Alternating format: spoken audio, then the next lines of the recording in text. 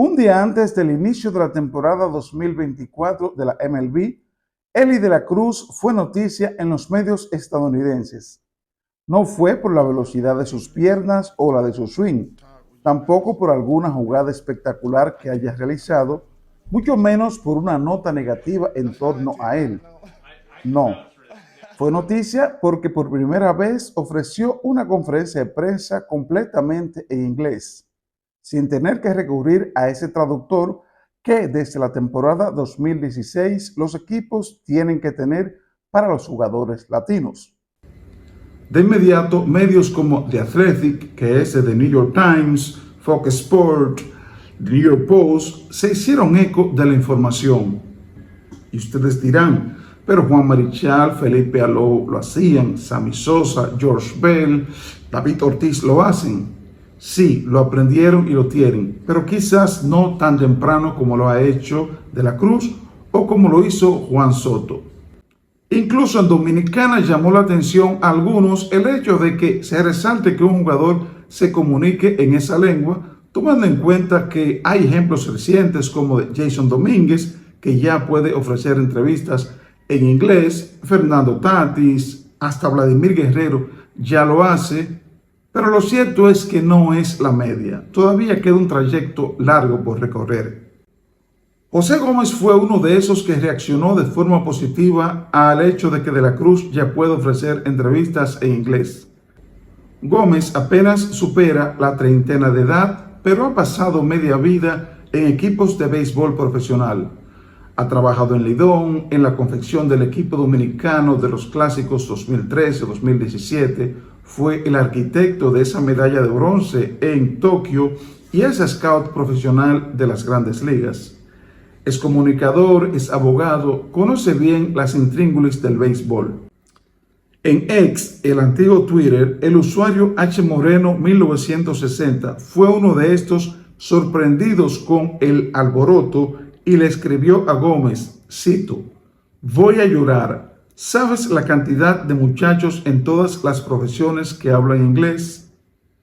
Gómez le dio una respuesta con altura. Le explicó el contexto en el que se forman esos jugadores que tienen que entrenarse hasta 10 horas entre los 12 y 16 años, lo que le limita las horas en las aulas. Algunos incluso hasta dejan los estudios por completo.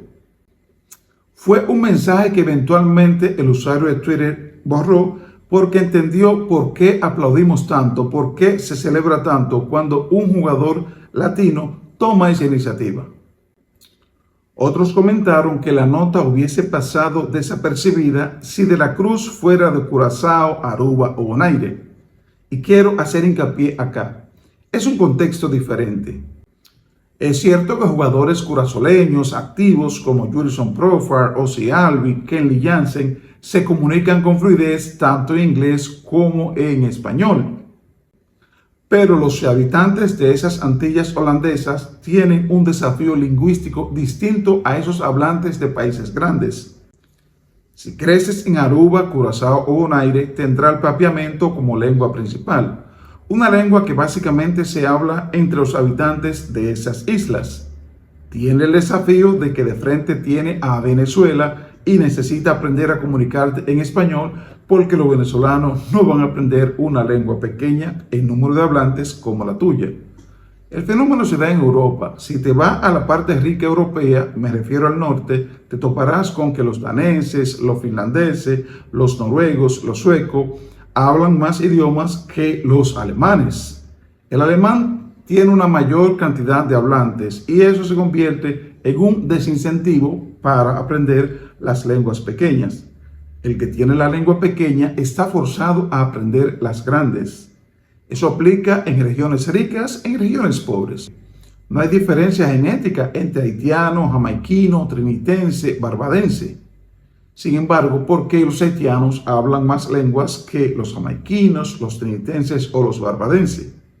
Bueno, en Jamaica, en Barbados, en Trinidad, la lengua principal, la lengua vehicular, la lengua madre es el inglés, la lengua más hablada del mundo y una que encuentra hablantes en cualquier parte del mundo. Eso desincentiva a los nativos a aprender otras lenguas. El haitiano no tiene de otra que aprender esas lenguas grandes. ¿Por qué? Porque el criollo haitiano es una lengua básicamente hablada entre los haitianos y una comunidad pequeña que la ha aprendido. Pero aprende francés si logra llegar a la preparatoria avanzada, otra lengua con un número pequeño de hablantes acá en América. Ya domina dos lenguas, pero tus vecinos hablan español y ahí viene el gran estímulo. Y el inglés, que es la lengua vehicular, estimula a que haya una población importante que hable esas cuatro lenguas. Otros hablan tres o dos. El pelotero dominicano afronta varios desafíos. Uno es que reduce las horas de clases porque pasa más tiempo en el terreno practicando, buscando el sueño. Y otro es que el sistema educativo dominicano no termina de despegar, no termina de abrazar la enseñanza del idioma inglés como una herramienta principal para un país que es pobre en recursos naturales y que debe apostar a los recursos humanos, sobre todo cuando tiene el turismo entre tus locomotoras. Me consta que en el sistema educativo hay muchos profesores con las herramientas para enseñarlo, pero es desde arriba donde tiene que venir el impulso, donde se tiene que suministrar los recursos educativos para que esa lengua se enseñe. Los equipos de las grandes ligas, desde que reclutan a los niños a los 16, 17 años, comienzan a enseñarle inglés. Es la lengua en la que se envía el mensaje, la enseñanza de parte de los entrenadores, los coaches, la mayoría de compañeros hablan en inglés y el público que paga el evento mayoritariamente es de habla inglesa. A De la Cruz se le aplaude porque comienza a dar entrevistas en inglés a temprana edad. Peloteros como Bartolo Colón, como Vladimir Guerrero Padre, nunca ofrecieron una entrevista en inglés en sus largas carreras. Para aprender una lengua extranjera es fundamental perder el miedo. Para aprender inglés, los estudios coinciden en que se necesitan entre 800 a 1000 horas expuesto a la lengua para conseguir fluidez. En lo adelante se irá creciendo, pero es importante perder ese miedo, porque a muchos nativos les gusta que el que aprende su lengua lo hable con sus acentos, y suele ser uno de los principales obstáculos. José Reyes suele bromear en las redes con el inglés de algunos compañeros. Es una broma, pero en la vida real, ese relajo que hace mucha gente al acento que tenga la persona suele convertirse en un obstáculo. Los equipos insisten en la necesidad de enseñar la lengua a temprana edad porque saben que le va a ser útil si llegan a ser peloteros de carreras largas, pero también le puede servir como herramienta para insertarse ya sea en la industria o fuera de ella. Felipe Alou tuvo una carrera brillante, pero realmente fue como entrenador donde consiguió el mayor dinero que ganó en su carrera en béisbol. A Manny Acta el camino se le acabó cuando llegó a AA, pero gracias a su educación y al inglés que pudo aprender, le permitió reinsertarse y llegar a ser manager de las grandes ligas y trabajar en la industria por más de 30 años. Muchos dicen, a mí no me pagan por hablar, a mí me pagan por batear, por hacer out.